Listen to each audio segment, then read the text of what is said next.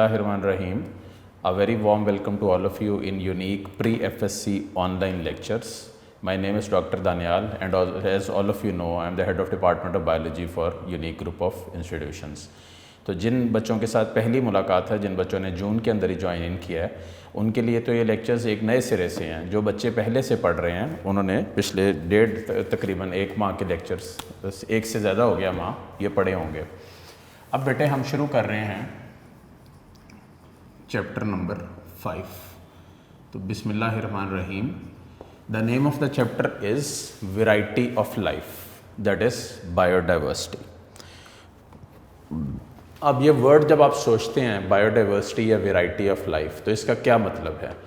Variety या biodiversity का मतलब है जो वैरायटी ऑफ लिविंग ऑर्गेनिजम्स किसी भी इकोसिस्टम में एग्जिस्ट करते हैं, वो किसी भी इकोसिस्टम की बायोडाइवर्सिटी है। यानी कि अगर हम इसको क्लासिफाई करें तो दो मेन है हमारे पास, एक है एनिमल और दूसरा है प्लांट्स। अब किताब पहली लाइन में ये बता रही है कि मैं लाइन आपको पढ़ भी देता हूँ, पेज 67 के ऊपर है हम लोग। कहती है over 1.5 million species of animals, यानी कि कितनी है 1.5 million, and over 0.5 million species of plants have been discovered till yet. इसका क्या मतलब हुआ कि इंसान ने इतनी स्पीशीज़ को आइडेंटिफाई करके अपनी मर्ज़ी के मुताबिक नाम दे दिया। इंसान खुद भी श्योर नहीं है कि कितनी स्पीशीज़ दुनिया में एग्जिस्ट करती हैं। ये कौन जानता है? ये सिर्फ अल्लाह की ज़ात जानती है, क्योंकि गैब का इल्म सिर्फ अल्लाह की ज़ात के पास है और कोई इस चीज़ को बेटा नहीं जानता कि ये क्या है और किस बेस के ऊपर क्लासीफाई किया जाता है। अच्छा, यहाँ पे बेटे हम इसको अब शुरू करते हैं। तो पहला शॉर्ट तो ये बनता है बोर्ड में कि व्हाट इज़ बायोडाइवर्सिटी। बायोडाइवर्सिटी क्या होता है? The variety of living organisms living in an ecosystem. ठीक है जी। इसमें लिविंग ऑर्गेनिजम्स में प्लांट्स भी आ जाते हैं, एनिमल्स भी आ जाते हैं, एल्जे भी आ जाते हैं, फंजाई भी आ जाते हैं और उससे रिलेटेड ऑर्गेनिजम्स भी एग्जिस्ट करते हैं। तमाम organisms, all organisms are related to one another at some point in their evolutionary history. ठीक है, तो एक ये बना लें कि तमाम ऑर्गेनिजम्स किसी न किसी पॉइंट के ऊपर अपनी ओरिजिन से रिलेटेड हैं। ठीक है जी। अच्छा, अब व्हाट डज़ दैट मीन कि कुछ स्पीशीज़ अपनी ओरिजिन से रिलेटेड हैं? इससे फौरी तौर पे जहन में एक आप सबके सवाल आता है। देखें, ये जो मेरे पहले एक दो लेक्चर हैं चैप्टर 5 के, ये बेसिकली जनरल नॉलेज के होंगे। इसमें आप मतलब कुछ चीज़ों को इन्हेंस करेंगे और कुछ चीज़ों को इम्प्रूव करेंगे। इसलिए आपने इसको इस तरह सुनना है कि ये आपकी बायो के अलावा आपकी जनरल नॉलेज को भी स्ट्रॉन्ग कर रहा है। मेरी आवाज़ बहुत स्लो होगी, कोशिश करूँगा कि एक एक नॉलेज आप तक पहुँचे, लेकिन लेक्चर को बेटे सुनने का और समझने का तरीक़ेकार जान लीजिए।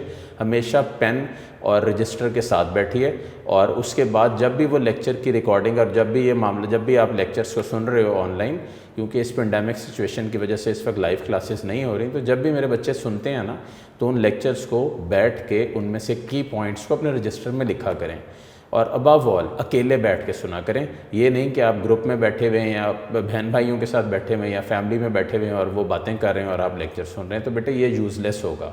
जब आपकी अटेंशन नहीं है तो फिर इन लेक्चर्स का फ़ायदा कोई नहीं। और आपको पता है क्लास का एटमॉस्फेयर ये होता है कि आप फैमिली से दूर होते हो और अटेंटिव होकर बैठ के उस्ताद की बात सुनते हो और गेन करते हो, तभी आपको मेरा बच्चा लेक्चर इन्फॉर्मेटिव भी लगेगा और तभी आप उस लेक्चर को पॉजिटिवली समझोगे भी और अपने आप को इम्प्रूव भी करोगे। अदरवाइज़ आपके लिए यूज़लेस होगा ये सारा। ठीक है, फॉलो किया मेरी बात? अच्छा, तो वो कह रहा है कि कुछ ऑर्गेनिजम्स हैं जो एक दूसरे के ज़्यादा क्लोजली रिलेटेड हैं एज़ कम्पेयर टू अदर्स। जैसे अगर एक ग्रुप है एविस या बर्ड्स का, नाम सुना है सब ने? इसमें दो स्पीशीज़ हैं जिनका यहाँ पे जिक्र है, एक है पिजन और दूसरा है स्पैरो। अब देखा जाए तो ये चिड़िया और जो कबूतर है ये दोनों ही मिलते जुलते हैं। इसका क्या मतलब है मिलते जुलते हैं? इसका ये मतलब है कि ये दोनों ही रिलेटेड हैं। कैसे रिलेटेड हैं? बर्ड्स के 2-3 आपको करैक्टर जनरल नॉलेज के लिए बताता हूँ। सबसे पहला करैक्टर, बर्ड्स के पास विंग्स हैं फॉर फ्लाइट। बर्ड्स के पास यूरिनरी ब्लैडर नहीं होता। ठीक है, नो, ये भी बड़ा इंपॉर्टेंट इन्फॉर्मेशन है, जनरल नॉलेज भी है। बर्ड्स के पास फेदर्स होते हैं। और 4 करेक्टर्स आपको बता दिए शॉर्ट क्वेश्चन वाइज भी। और ये एग लेइंग होते हैं, अंडे देने वाले परिंदे हैं बेसिकली। एग ले करते हैं, फिर एग हैच करता है और उसमें से यंग वन निकल आता है। तो इस अंदाज में ये अरेंज्ड है। जब आप इस सारे को क्लासिफाई करते हो तो इसको क्लासिफाई करने के बाद इस सारे को जो बेसिस बनाई गई लिविंग ऑर्गेनिजम्स की क्लासिफिकेशन की, वो बनाई गई है, सवाल तो नहीं है, एमसीक्यू है, basis of classification of living organism.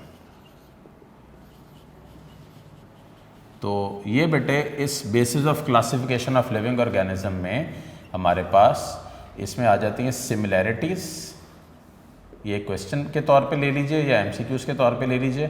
यहाँ पे आ जाते हैं डिफरेंसेस और यहाँ पे आ जाती है होमोलॉगी, जिसके अंदर ये एक वर्ड यहाँ पे किताब में लिखा हुआ है, तो मैंने कहा अपने बच्चों को बताऊँ। होमोलॉगी क्या होती है? Homologous organs. होमोलोगस ऑर्गन्स वो होते हैं जिनके अंदर या जो स्ट्रक्चरली सेम होते हैं और फंक्शनली डिफरेंट होते हैं, उसको बोलते हैं होमोलोगस ऑर्गन्स। ठीक हो गया? तो इस अंदाज में ये अरेंज्ड है और ये इस अंदाज में आपके सामने। अब बेटे जब इस सारे को क्लासिफाई करते हैं तो इसकी क्लासिफिकेशन पे ज़रा गौर कीजिए। इसका जो मैं लोएस्ट से शुरू कर रहा हूँ और फिर अप साइड पे जा रहा हूँ, इसका जो लोएस्ट लेवल है वो है species. What is a species? A group of similar organisms which are related to each other is known as species. अगर किताब में देखें और मेट्रिक लेवल पे देखें तो इसकी डेफिनेशन मल्टीपल अंदाज में दी हुई है। It is a group of natural population which can interbreed freely among themselves and produce fertile offsprings but are reproductively isolated from each group या from the other group. तो दो चीज़ें यहाँ पे आई, एक फर्टाइल ऑफस्प्रिंग्स, ठीक है, और दूसरा रिप्रोडक्टिवली आइसोलेटेड ग्रुप का नाम है, ठीक है, रिप्रोडक्टिवली आइसोलेटेड। इसका मतलब इंसान स्पीशीज़ वाइज रिप्रोडक्टिवली अपनी स्पीशीज़ यानी कि इंसान तक लिमिटेड है और जानवरों के मुख्तलिफ ग्रुप भी स्पीशीज़ वाइज जानवरों के साथ ही लिमिटेड हैं और एज सच एग्जिस्ट करते हैं। अगर आप इसको क्लासिफिकेशन वाइज देखें तो सबसे पहले टॉप पे आता है kingdom, then phylum, then class, then order, then family and then genus। तो ज़रा सारे वर्ड्स मेरे बच्चों देख लो, ये order, then class, then phylum, ठीक है। तो ये क्लासीफाई हो गया, आपके पास एक क्लासिफिकेशन चार्ट बन गया जिसमें आपने मुख्तलिफ जो किंगडम्स हैं उसको आगे सब ऑर्डर्स के अंदर क्लासीफाई कर दिया और एज सच ये एग्जिस्ट कर रहे हैं। इसको अगर हम एक्सप्लेन करें तो इसके अंदर जो एग्जाम्पल मेन दी हुई है वो किसकी दी हुई है? कॉर्न की। आपने सुना होगा नाम, कॉर्न मीन्स मकई। तो मकई के पौधे को जब आप क्लासीफाई करते हो तो इसमें आप इसकी क्लासिफिकेशन में देखते हो कि किंगडम तो ये प्लांटे ही है, फाइलम इसका एंथोफाइटा है, ठीक है, एंथोफाइटा। ये कुछ वर्ड्स हैं जो आपके लिए नए हैं, इनको समझने के लिए और करने के लिए थोड़ा वक्त ज़रूर लगेगा आपको, लेकिन उसके बाद आप इसको पॉजिटिवली कर सकेंगे। देन बेटा इसकी जो क्लास है वो एंजियोस्पर्मी है, एंजियोस्पर्मी या एंजियोस्पर्म्स है। देन आप इसके आगे बढ़ते हैं तो इसका ऑर्डर पोएल्स है, पोएल्स। देन फैमिली पोएसी, ठीक है, then genus Zea and then finally species बेटे मेज़। तो इसका लेवल याद रखिए कि जीनस का हमेशा जो जी होगा जो वो कैपिटल लेंगे आप, और मेज़ में जो एम होगा वो स्मॉल होगा। ये आपके पास बायोलॉजिकल क्लासिफिकेशन है कॉर्न की, जिसको मकई बोलते हैं, जिया मेज़ इसका नाम है, किंगडम प्लांटे है, फाइलम एंथोफाइटा है, क्लास एंजियोस्पर्मी है, ऑर्डर पोएल्स है, फैमिली पोएसी है, जीनस जिया है और फाइनली जिया मेज़। मकई की ये क्लासिफिकेशन बन गई और इस अंदाज में एग्जिस्ट करती है। अच्छा, अब बेटे एक बड़ा ही कॉमन प्रॉब्लम जो दुनिया ने फेस किया वो प्रॉब्लम था with regards to the order of classification या सिस्टम ऑफ क्लासिफिकेशन। यहाँ पे एक नया सिस्टम ऑफ क्लासिफिकेशन वजूद में आया, उसका नाम था बाइनोमियल नॉमेनक्लेचर, ठीक है जी। ये सिस्टम, पहली बात ये रीज़न क्यों बना, क्यों ये सिस्टम, ये आप मैट्रिक में भी पढ़ चुके हो मेरे बच्चों, तो आपको बड़ा क्लियरली अंदाज़ा होगा। सबसे पहली चीज़ ये कि ये सिस्टम बनाया ही क्यों गया या बना ही क्यों। ये सिस्टम इसलिए बना सो दैट जो डिफ़िकल्टीज़ थी मुख्तलिफ दुनिया में, कोई किसी को ऑर्गेनिज़म को किसी नाम से याद करता था, कोई किसी और नाम से याद करता था, तो उन डिफ़िकल्टीज़ को कवर अप करने के लिए ये सिस्टम बनाया गया। इस सिस्टम के मुताबिक क्या इसका अंदाज़ था या क्या इसको एक्सप्लेन किया गया, इसको सबसे पहले 1753 में कैरलस लीनियस ने शुरू करवाया था। ठीक है, तो ये वर्ड ज़रूर ज़हन में रखिएगा, कैरलस लीनियस 1753। उसने इस सिस्टम को इनिशिएट करवाने के बाद इस सिस्टम को 2 वर्ड्स के ऊपर बेस कर दिया। 2 वर्ड्स, एक वर्ड है बेसिकली आप कह लो जीनस नेम और दूसरा है स्पीशीज़ नेम। जैसे फ़र्ज़ करें इंसान का कोई नाम पूछे आपसे आइंदा, तो आपने अपना नाम नहीं बताना, आपने कहना मेरा नाम होमो सेपियंस है, यही आपका बायोलॉजिकल नेम है और आप सब जानते भी हो ये आपका बायोलॉजिकल नाम है जिसके ऊपर आपको सारी दुनिया में यकसां क्लासीफाई किया जाता है। ठीक है, तो सबसे पहले तो आप ये बताएंगे कि कैरलस लीनियस ने जो सिस्टम दिया वो 2 वर्ड्स के ऊपर क्लासीफाई होता था। वो 2 वर्ड्स कौन से थे, एक जीनस था और दूसरा स्पीशीज़ था। तो जीनस वर्ड क्या होता है, जैसे होमो सेपियन, जीनस कैपिटल में है और सेपियन का एस स्मॉल में है, तो एक तो ये हो गया। ठीक है, और फिर आप आ जाओ सेकंड के ऊपर कि इस बेस के ऊपर उसने अपनी जो लिस्ट ऑफ प्लांट्स और लिस्ट ऑफ एनिमल्स दी, उसमें दो डेट्स हैं यहाँ पे।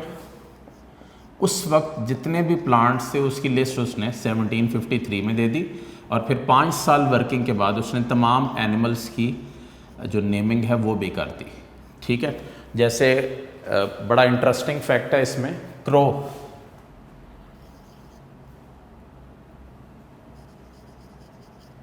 को रावण बोला जाता है। ठीक है, तो इसका क्या है, ये इसका जीनस नेम है और आगे उसकी स्पीशीज़ आ जाती है डिपेंडिंग ऑन द टाइप।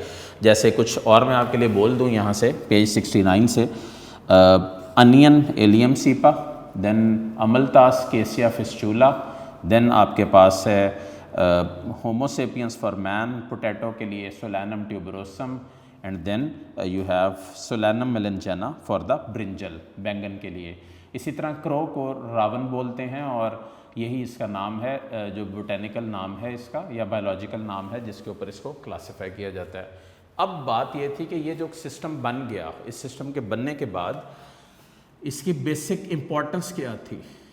ये पॉइंट्स नहीं बेटा इस तरह लिखे हुए, अभी ये मुझे long question wise as such नज़र तो नहीं आया, लेकिन आपने ये करना है कि आपने इसको लॉन्ग क्वेश्चन वाइज ही तैयार करना है और आप लॉन्ग क्वेश्चन वाइज इसको इस तरह तैयार करोगे सो दैट आपको बड़ा क्लियरली पता हो कि इसमें कौन सी चीज़ कहाँ और कैसे एक्सप्लेन की गई है और किस फॉर्म में ये सारा सिस्टम लगा हुआ है।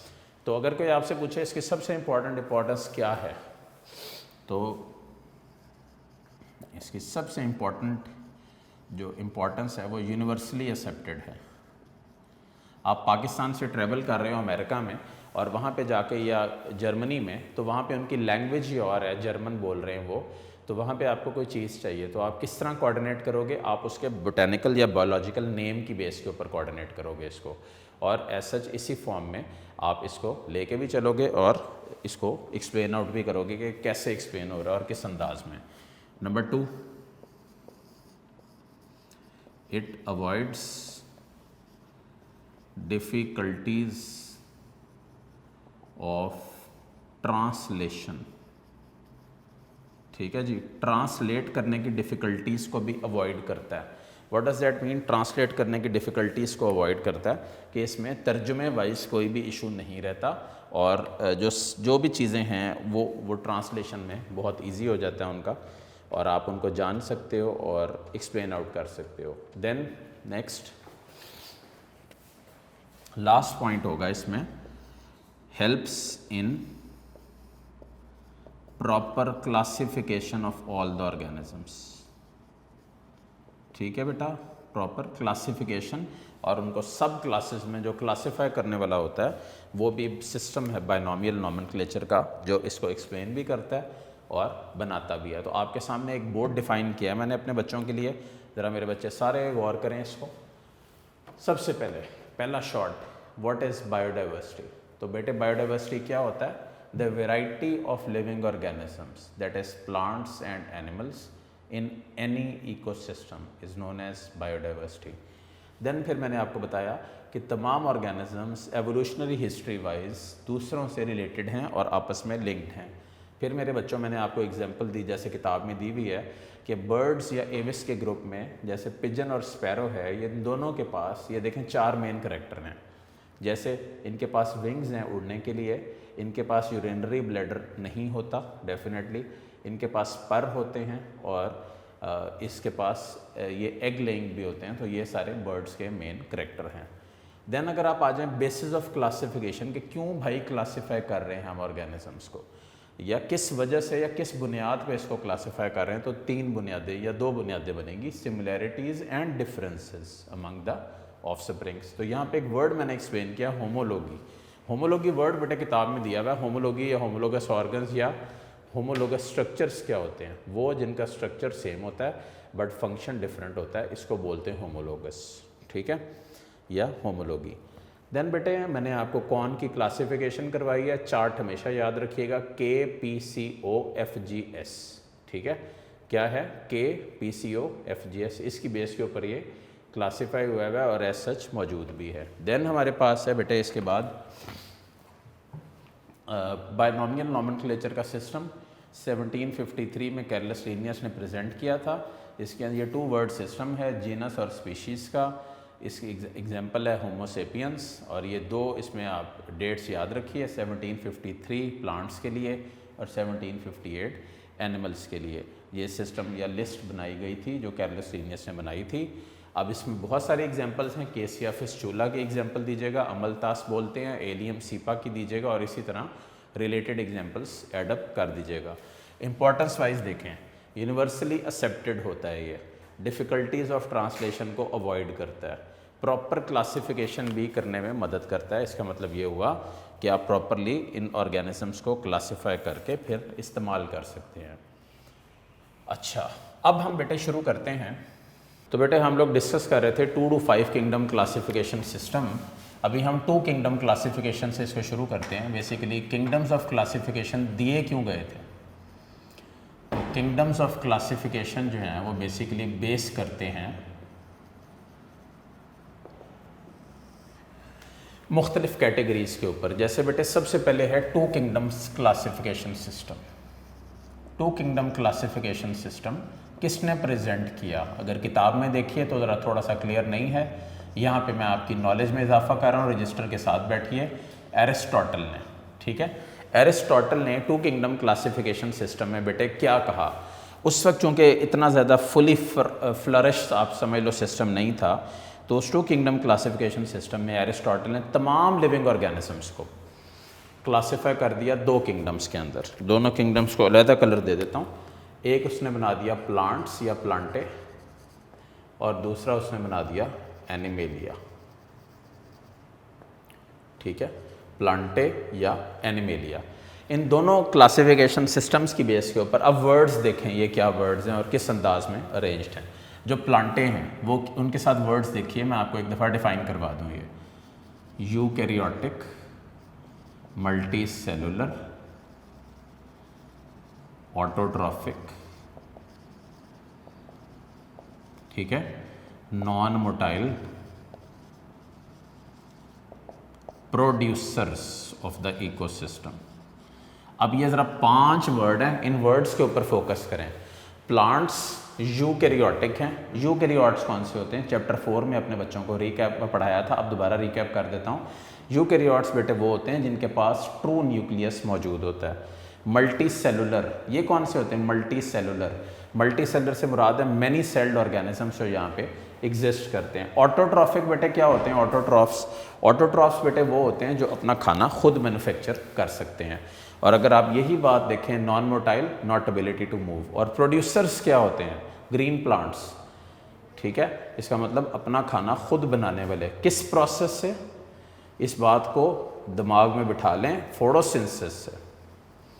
तो आज के बाद मेरे बच्चों को ये आप लोगों से पूछे कि फोटोसिंथेसिस क्या है, तो क्या है फोटोसिंथेसिस? एक ऐसा प्रोसेस जिसमें लाइट को केमिकल एनर्जी में कन्वर्ट किया जाएगा। ठीक है, light into chemical energy conversion को क्या बोलते हो आप? फोटोसिंथेसिस। और ये एज सच इसी फॉर्म में एग्जिस्ट करता है। अब आ जाओ किंगडम एनिमेलिया के ऊपर और उसके चंद वर्ड्स देखो। Animals eukaryotic, multicellular, heterotrophic, non motile, नहीं होगा मोटाइल। ठीक है, याद कर लीजिए, वो नॉन मोटाइल है, नॉट एबिलिटी टू मूव, और ये मोटाइल भी हैं और लोकोमोट भी हो सकते हैं। Then consumers. ठीक है जी, और इसमें एग्जांपल्स देख लीजिए। अगर बायोलॉजिकली क्लासिफाई करें तो हर्बीवोर्स है, देन कार्निवोर है, और इसी तरह ओमनीवोर और एक्सेट्रा, वो सब आपने पढ़ा हुआ है। थोड़ा सा रिकैप करूँगा सारे वर्ड्स को, ज़रा एक दफ़ा फिर देखें। और जिस बच्चे को कोई चीज़ क्लियर नहीं हुई, अभी वक्त है इसको क्लियर करने का। यूकैरियोटिक ट्रू न्यूक्लियस वाले, multi cellular many sailed, heterotrophic, heterotrophs कौन से होते हैं? जो खाना खुद कंज्यूम नहीं करते और डिपेंड करते हैं दूसरों के ऊपर। Motile, ability to move. Consumer, what is consumer? Consumer बेटे वो होते हैं जो खुद खाना नहीं बनाते और बना बनाया खाना कंज्यूम करते हैं। और इसमें 3 वर्ड मैंने साथ लिख दिए, हर्बीवोर, कार्निवोर और ओमनीवोर। हर्बीवोर क्या होते हैं? हर्बीवोर बेसिकली वो होते हैं जो अपना खाना खुद कंज्यूम करते हैं। कार्निवोर कौन से होते हैं? वो जो फ्लैश के ऊपर बेसिकली खाते हैं, और हर्बीवोर्स वेजिटेबल्स और प्लांट्स वगैरह, पत्ते वगैरह खाते हैं। और ओमनीवोर्स कौन से होते हैं? जिनके दोनों बेटे मोड ऑफ न्यूट्रिशन होते हैं। अच्छा, अब जब ये सारा सिस्टम दे दिया गया, तो मुझे ये बताइए कि ये फिर कामयाब क्यों नहीं हुआ? ये बेटे कामयाब इसलिए नहीं हुआ क्योंकि इसके ऊपर कुछ ड्रॉबैक्स थे जिसको एरिस्टोटल आंसर नहीं कर सका। ठीक है, तो ये जो ड्रॉबैक्स वाली बात है ये आपने डेफिनेटली करनी है, और आप इसको हर किसी को सेपरेट शॉर्ट या इवन लॉन्ग क्वेश्चन के तौर पे देखिए। जैसे 2 किंगडम पढ़ रहे हैं, तो इसमें कुछ ऐसी चीज़ें थीं जो क्लासीफाई नहीं कर सके, और फिर उनमें जो प्रॉब्लम्स आ गई। तो 2 किंगडम के ड्रॉबैक्स क्या हैं?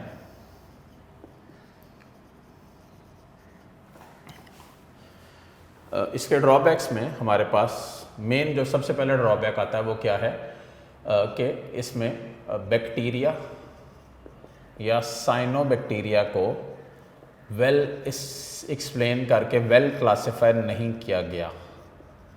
एक हो गया, ये पहला ड्रॉबैक है। और दूसरा है कि इसमें प्रोकैरियोट या यूकैरियोट के ऊपर स्पेसिफिकली कुछ बात नहीं की गई।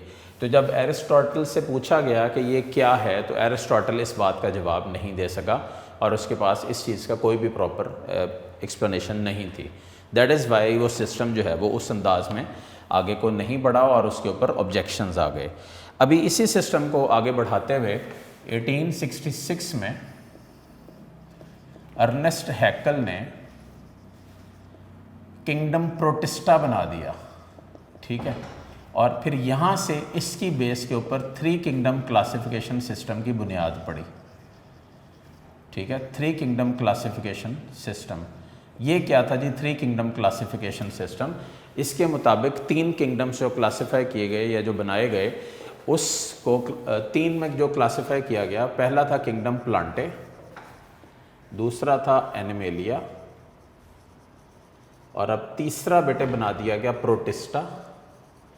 क्योंकि 2 किंगडम का भी एक ड्रॉबैक जो यहाँ पे प्रॉपरली एक्सप्लेन नहीं है, वो ये भी था कि इसने यूग्लिना की क्लासिफिकेशन एक्सप्लेन नहीं की।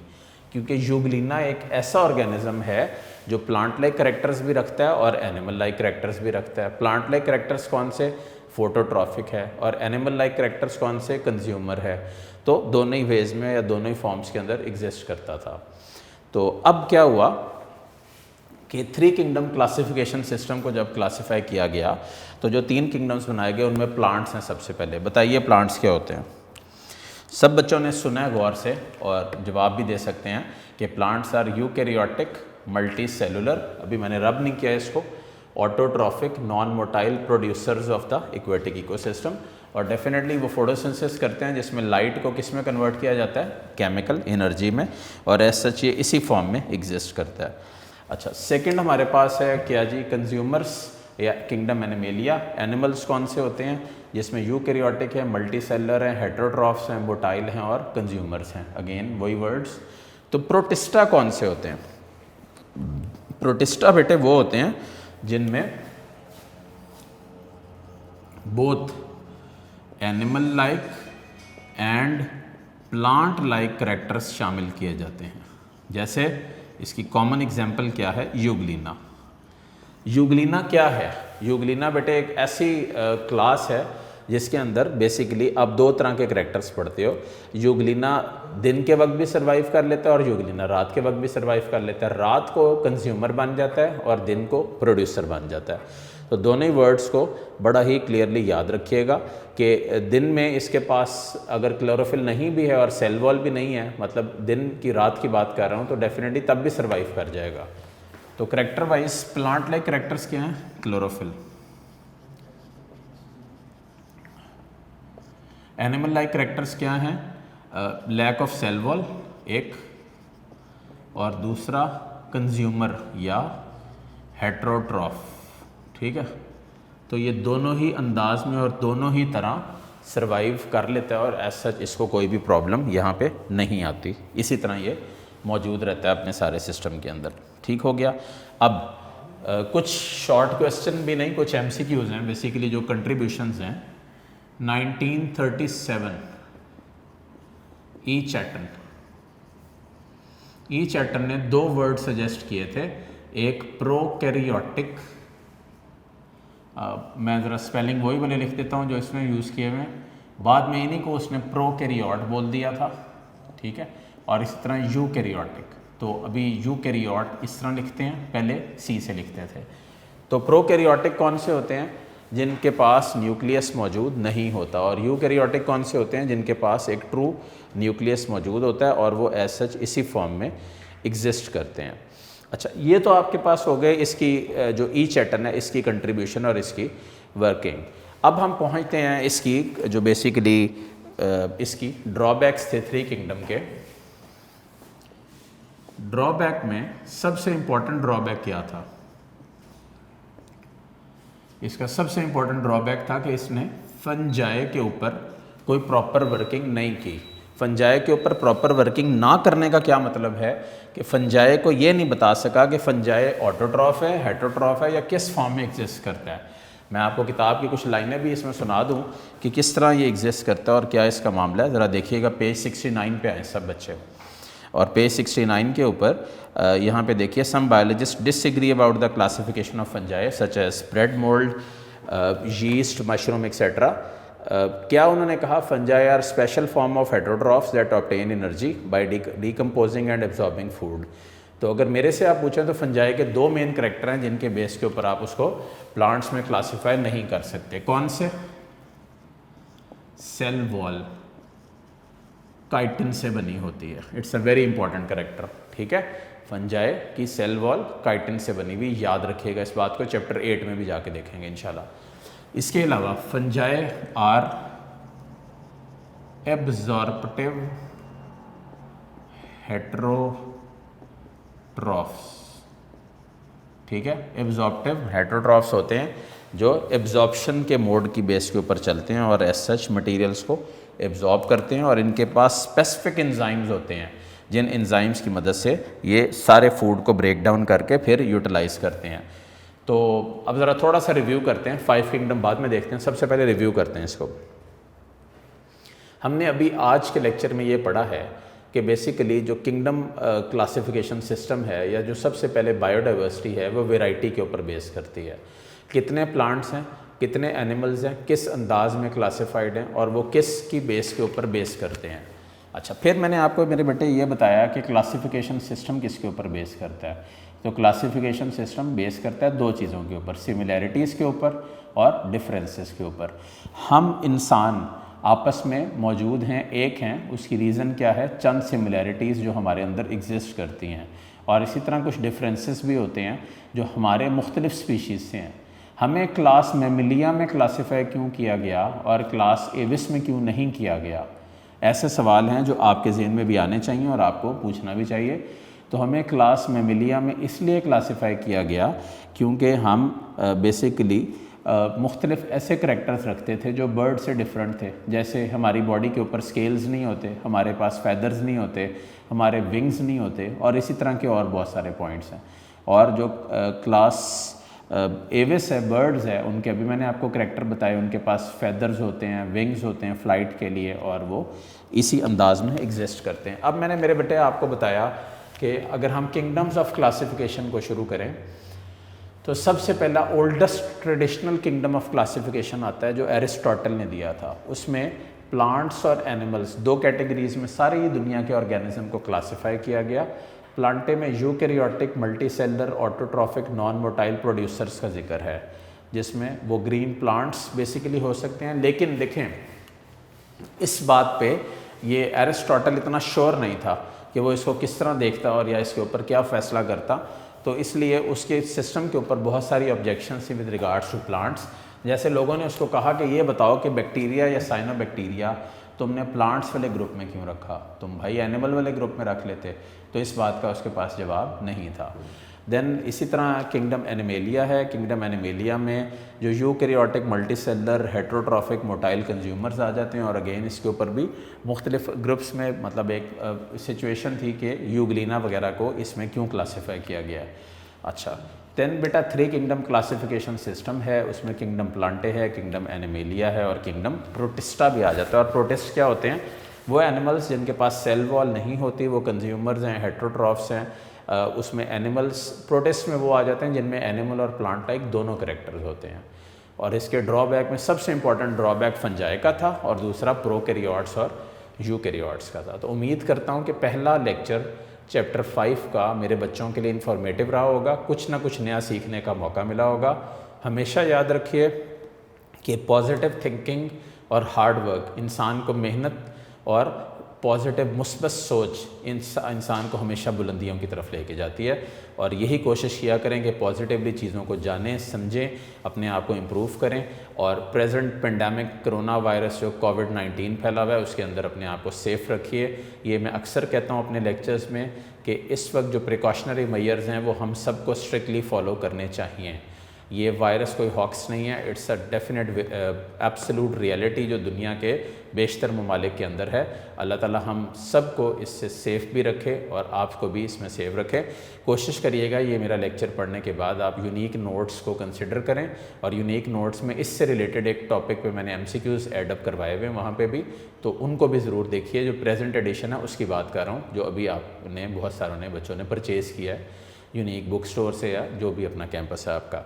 Wish you all very good luck and I really hope so that it was informative to all of you. Remember me in your prayers as well. हर नमाज में दुआ किया करें, अपने लिए भी मेरे लिए भी। Wish you good luck. अल्लाह हाफिज़।